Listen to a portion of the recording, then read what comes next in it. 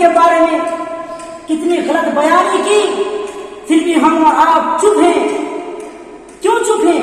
ہم اور آپ سو چکے ہیں۔ اگر اسی طرح ہم اور آپ سوتے رہیں گے تو ایک دن آج یہ بولیے، اور کچھ دن پہلے رسول اللہ صلی اللہ علیہ وسلم کے بارے میں، یہاں تک کہ اللہ کے بارے میں بھی غلط بیانی کی وسیم ریزی۔ وہ جانتے تھے پھر بھی انہوں نے رسول اللہ صلی اللہ علیہ وسلم کے بارے میں، اللہ رب العزت کے بارے میں غلط بیانی کی۔ مسلمان بھائیوں، اس دن اس نے کیا، آج یہ کر رہی ہے، کوئی اور کرے گا اگر ہم لوگ اسی طرح رہیں، اور اگر ہم لوگ ابھی تک نہ جاگیں تو اسی طرح چلتا رہے گا۔ اللہ کے رسول اللہ صلی اللہ علیہ وسلم کے زمانے میں بھی ایسا ہی ایک واقعہ ہوا۔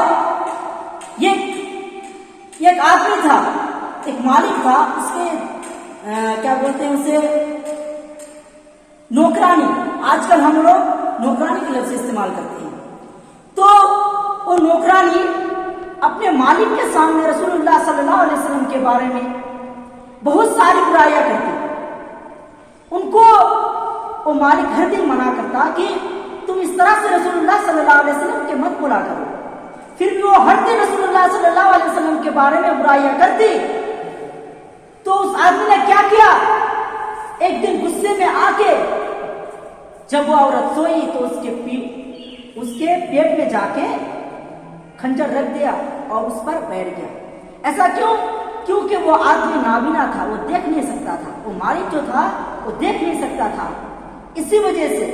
اور اس حدیث سے اور ایک بات ثابت ہوتی ہے کہ رسول اللہ صلی اللہ علیہ وسلم کے بارے میں جو بھی خلاف کرے گا ان کو مار دیا جائے۔